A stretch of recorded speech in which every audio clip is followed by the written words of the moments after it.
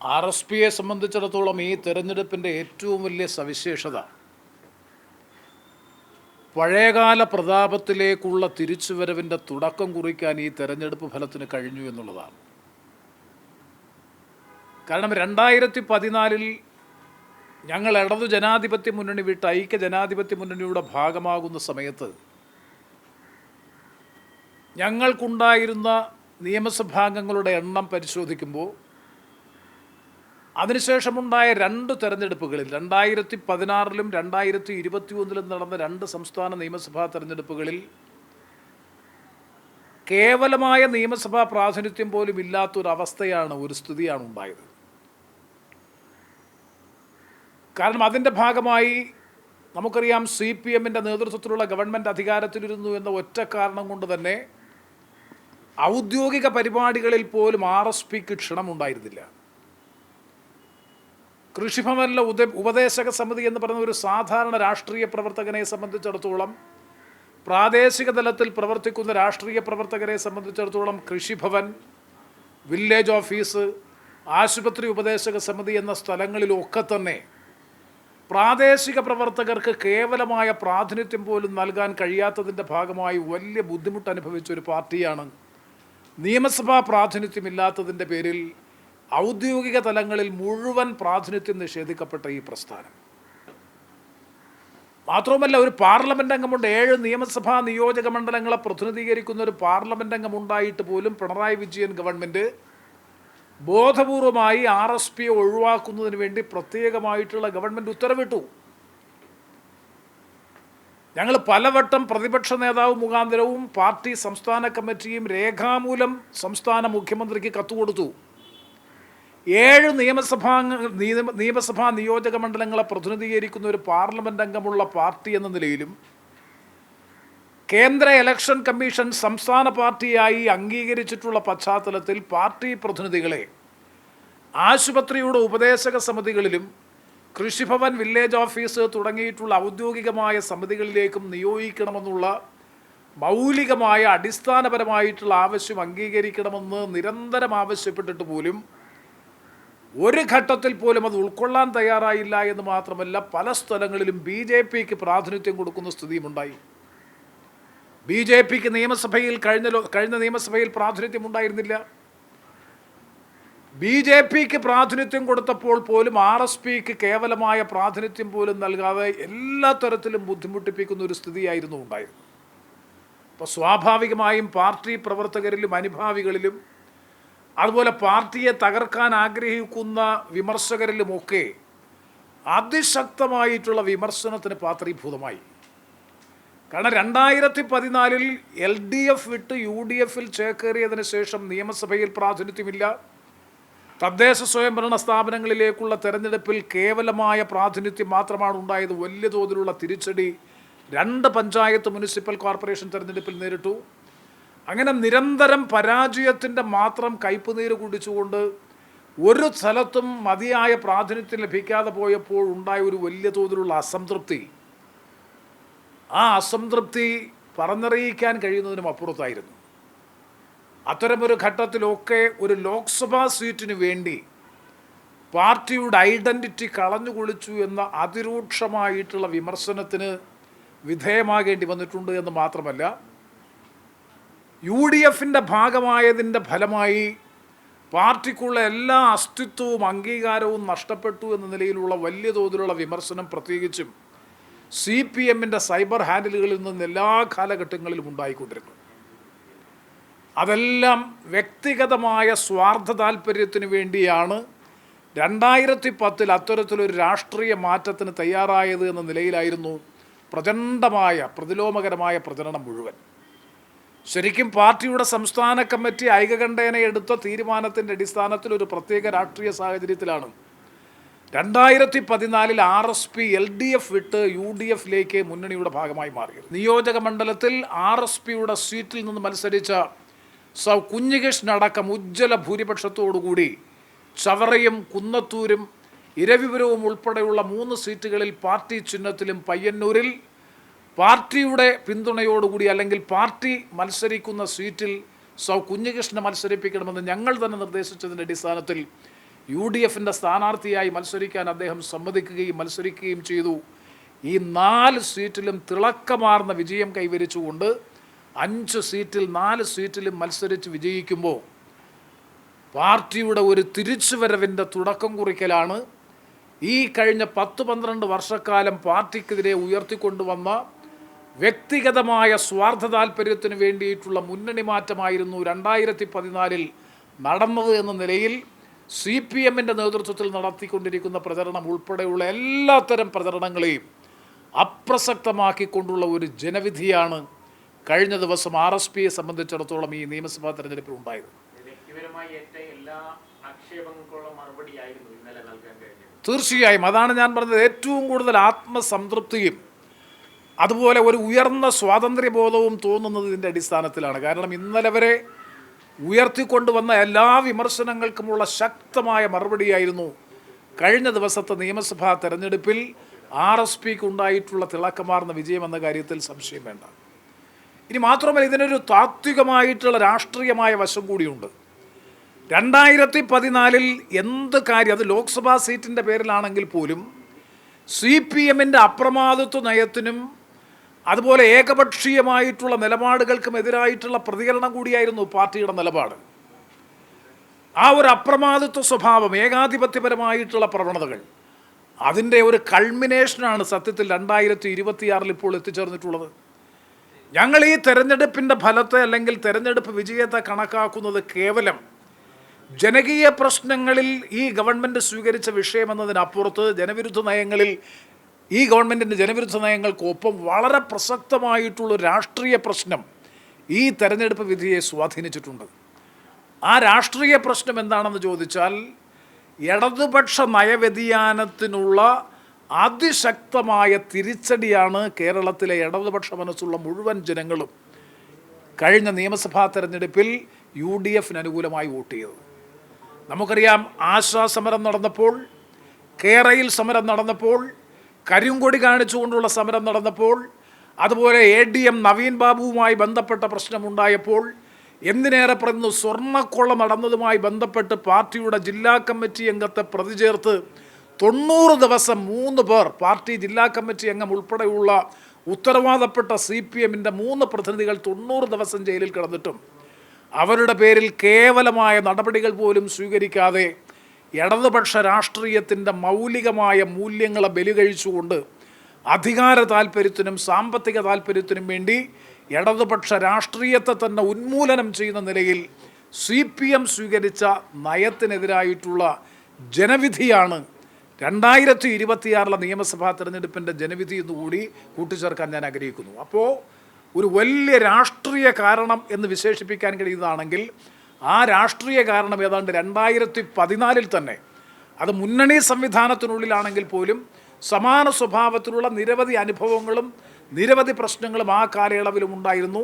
ആ കാലയളവിലും അത് ഉയർത്തിക്കൊണ്ടുവന്നാണ് 2014 RSP ഈ ഇടതുപക്ഷ നയവ്യതിയാനത്തിനെതിരായി വ്യക്തമായ രാഷ്ട്രീയ നിലപാട് സ്വീകരിച്ചുകൊണ്ട് പുറത്തു വന്നതെങ്കിൽ ആ രാഷ്ട്രീയ നിലപാടിനെ സ്ഥിരീകരിക്കുന്ന, ആ രാഷ്ട്രീയ നിലപാടിനെ ഒന്നുകൂടി സ്പഷ്ടീകരിക്കുന്ന ജനവിധിയാണ് കഴിഞ്ഞ ദിവസം നിയമസഭാ തെരഞ്ഞെടുപ്പിലുണ്ടായ ജനവിധി. RSPക്കുണ്ടായ തിളക്കമാർന്ന വിജയം, UDFിന് കരഗതമാക്കാൻ കഴിഞ്ഞ അത്യുജ്വലമായ മുന്നേറ്റം.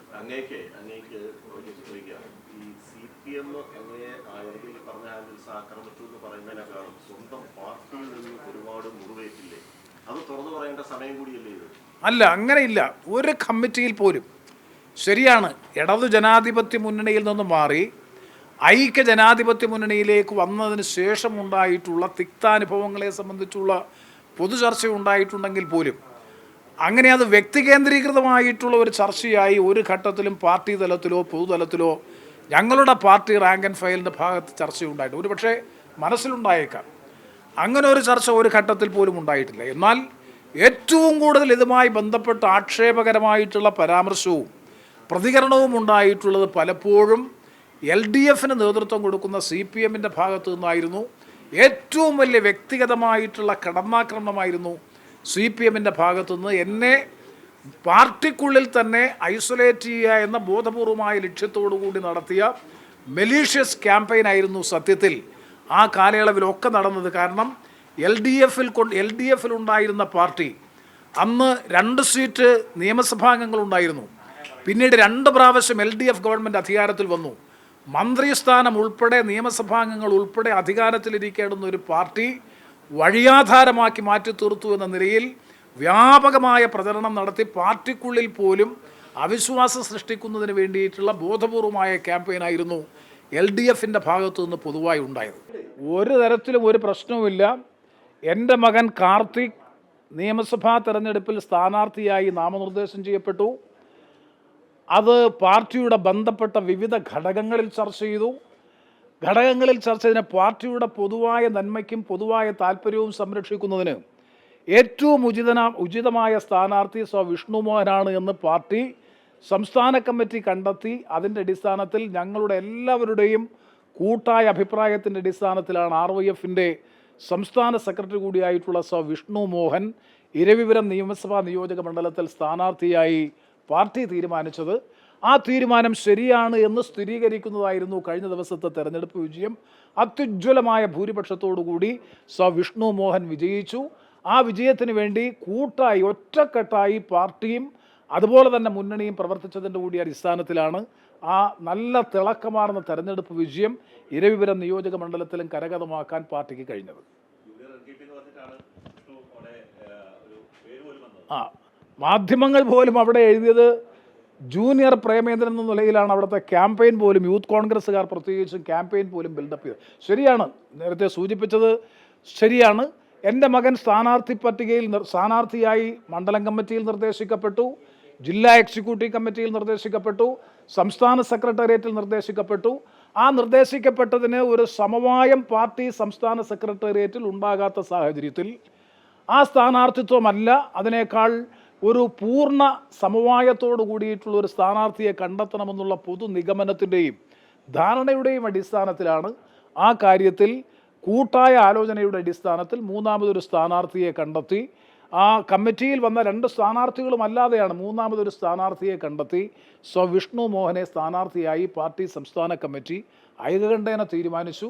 മറ്റ് 2 സ്ഥാനാർത്ഥികളെയും വളരെ നേരത്തെ തന്നെ തീരുമാനിച്ചു. അത്തരം കാര്യങ്ങളിലൊക്കെ നയപരമായ വിയോജിപ്പ് ഉണ്ടായിരുന്നെങ്കിൽ പോലും അതൊക്കെ രാഷ്ട്രീയ സമവായത്തിൻ്റെ അടിസ്ഥാനത്തിൽ കൂട്ടായി യോജിച്ച് തന്നെയാണ് അന്തിമ സ്ഥാനാർത്ഥി പട്ടിക തയ്യാറാക്കിയത്.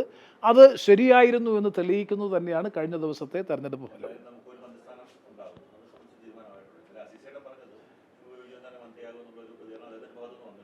നാളെ പാർട്ടി സംസ്ഥാന സെക്രട്ടേറിയറ്റ് കൂടുന്നുണ്ട്. സ്വാഭാവികമായും പാർട്ടിയുടെ സംസ്ഥാന സെക്രട്ടറി ഷിബു ബേബി ജോൺ ഇന്ന് തെരഞ്ഞെടുക്കപ്പെട്ടതിൽ ഏറ്റവും മുതിർന്ന നേതാവ് കൂടിയാണ്. നേരത്തെ UDFിൽ 2011-16 ഉമ്മൻചാണ്ടി ഗവൺമെൻറ്റിൽ മന്ത്രിയായി പ്രവർത്തിച്ചിട്ടുള്ളയാളാണ്.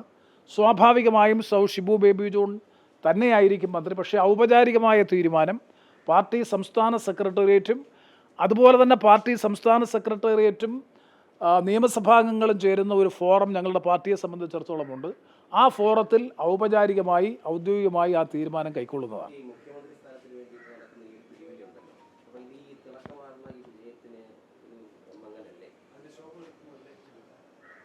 ഞാൻ വിചാരിക്കുന്നില്ല. കാരണം എനിക്ക് തോന്നുന്നു ഇപ്പോൾ തെരഞ്ഞെടുപ്പ് ഫലം വന്നതിന് ശേഷം വലിയ വാഗ്വാദങ്ങളും വർത്തമാനങ്ങളും നേരത്തെ ഉണ്ടായിരുന്നത് പോലെയില്ല.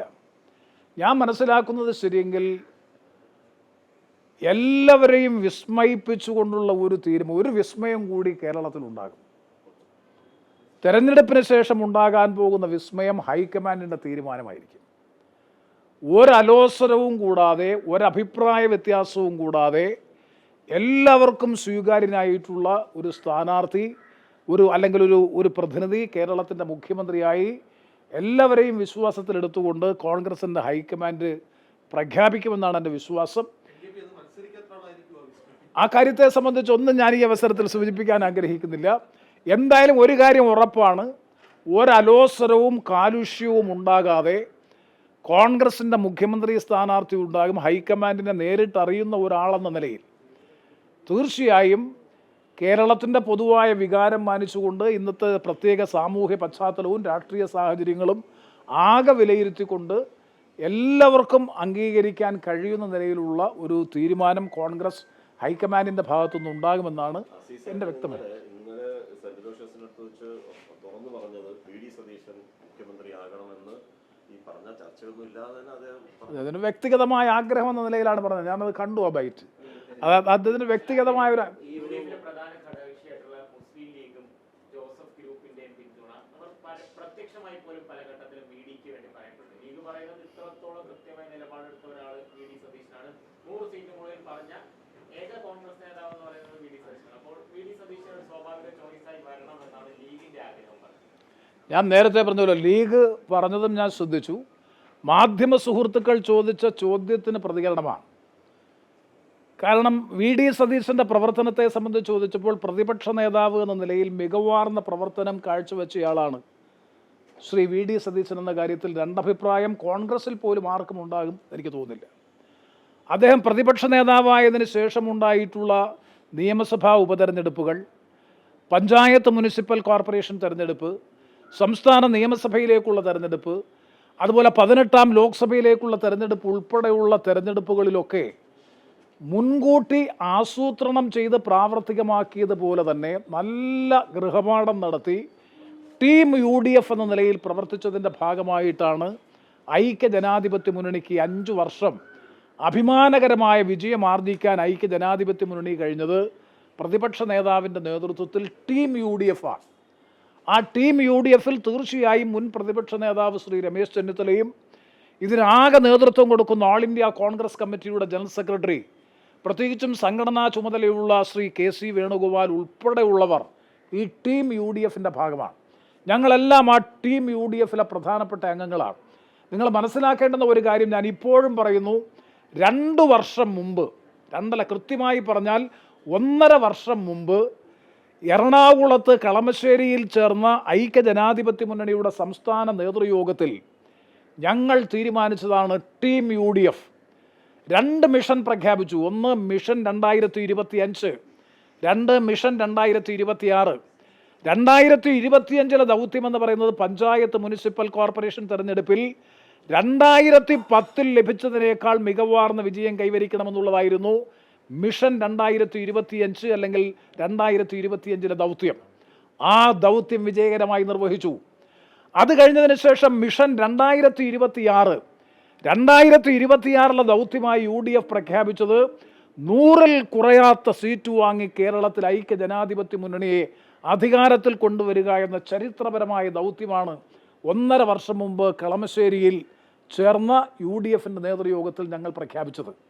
അതൊരു ടീം UDF-ൻ്റെ പ്രഖ്യാപനം, ഒരു സംശയം വേണ്ട. വളരെ തലനാരിഴ കീറി വിശകലനം ചെയ്ത് കേരളത്തിൻ്റെ പൊതുരാഷ്ട്രീയ സ്ഥിതിഗതിയെ സംബന്ധിച്ചും നിയോജക മണ്ഡലങ്ങളിലെ പ്രത്യേക സാഹചര്യത്തെ സംബന്ധിച്ചും കേരളത്തിൻ്റെ സാമൂഹ്യ പശ്ചാത്തലത്തെയും വിലയിരുത്തി 100% സെക്കുലർ ക്രെഡൻഷ്യൽസ്, മതേതര മൂല്യങ്ങൾ, മതേതര വിശ്വാസം ജനങ്ങളിൽ അരക്കിട്ടുറപ്പിച്ചുകൊണ്ടുള്ള ഒരു മുന്നേറ്റത്തിനായിരിക്കണം നേതൃത്വം കൊടുക്കേണ്ടത്.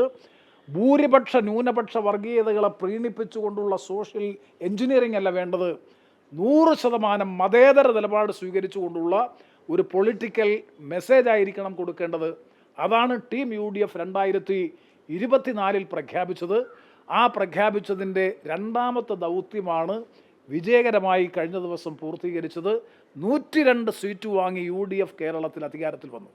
ഈ കാര്യങ്ങളിൽ ഐക്യജനാധിപത്യ മുന്നണിയെ നിയന്ത്രിക്കുന്നതിൽ, നയിക്കുന്നതിൽ ഒരു ലീഡർ എന്ന നിലയിൽ, ഒപ്പോസിഷൻ ലീഡർ എന്ന നിലയിൽ ശ്രീ വി.ഡി. സതീശൻ്റെ പങ്ക് വളരെ വളരെ നിർണായകമാണ്.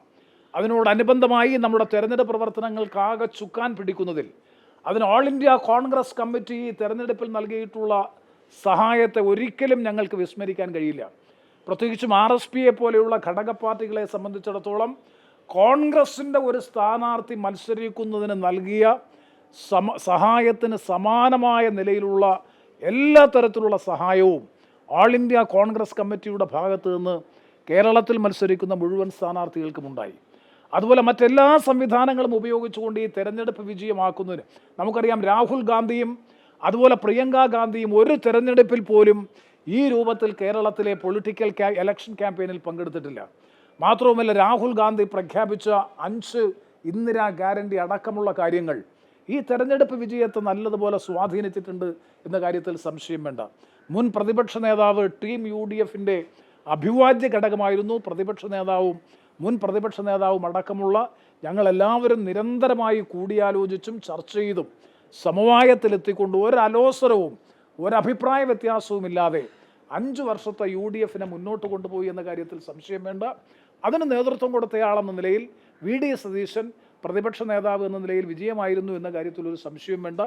കോൺഗ്രസ് ഹൈക്കമാൻഡാണ് ആരാണ് മുഖ്യമന്ത്രി സ്ഥാനാർത്ഥി എന്ന് തീരുമാനിക്കേണ്ടത്. കോൺഗ്രസ് ഹൈക്കമാൻഡാണ്. ആ ഹൈക്കമാൻഡ് ആ തീരുമാനമെടുക്കുമ്പോൾ അത് ലീഗ് സൂചിപ്പിച്ചു. അതാണ് ഞാൻ നേരത്തെ പറഞ്ഞത്. ചോദ്യത്തിന് ഉത്തരമായിട്ടാണ് ലീഗ് ആ കാര്യത്തെ സംബന്ധിച്ചിടത്തോളം പറഞ്ഞത്. തീർച്ചയായും കേരളത്തിൻ്റെ എല്ലാ സാമൂഹ്യ പശ്ചാത്തലവും എല്ലാ രാഷ്ട്രീയ സാഹചര്യങ്ങളും പരിഗണിച്ചുകൊണ്ട് എല്ലാവരെയും വിശ്വാസത്തിലെടുത്തുകൊണ്ടുള്ള ഒരു നല്ല തീരുമാനം, വിസ്മയകരമായ ഒരു തീരുമാനം കോൺഗ്രസ് ഹൈക്കമാൻഡിൻ്റെ ഭാഗത്തുനിന്നുണ്ടാകും. അതും കേരള രാഷ്ട്രീയത്തിൽ നിരവധി വിസ്മയങ്ങൾക്ക്, കുഞ്ഞുകൃഷ്ണൻ ഉൾപ്പെടെയുള്ള നിരവധി വിസ്മയങ്ങൾക്ക് രാഷ്ട്രീയ കേരളം സാക്ഷ്യം വഹിച്ചുവെങ്കിൽ കേരളത്തിൻ്റെ മുഖ്യമന്ത്രി സ്ഥാനവും അത്തരത്തിലൊരു വിസ്മയകരമായ തീരുമാനത്തിലൂടെ, കാരണം വലിയ കാലുഷ്യം ഇതിനകം തന്നെ ഉണ്ടായി. ആരായിരിക്കും മുഖ്യമന്ത്രി എന്നതിനെ സംബന്ധിച്ചിടത്തോളം ഒരുപാട് ക്യാമ്പയിൻ നടന്നിട്ടുള്ള പശ്ചാത്തലത്തിൽ അതിനെ മുഴുവൻ അപ്രസക്തമാക്കി അതെല്ലാത്തിനെയും ഇല്ലാതാക്കിക്കൊണ്ടുള്ളൊരു നല്ല തീരുമാനം ഈ കാര്യത്തിൽ ഹൈക്കമാൻഡിൻ്റെ ഭാഗത്തുനിന്ന് ഉണ്ടാകുമെന്നുള്ള ശുഭപ്രതീക്ഷയാണ് എല്ലാ ഘടക പാർട്ടികൾക്കുമുള്ളത്. ആ കാര്യത്തിൽ ഞങ്ങളെല്ലാവരും കോൺഗ്രസ് ഹൈക്കമാൻഡിൻ്റെ തീരുമാനത്തോടൊപ്പം സഹകരിച്ചുകൊണ്ട് തന്നെ കൂടുതൽ കരുത്തോടു കൂടി മുന്നോട്ട് പോകും.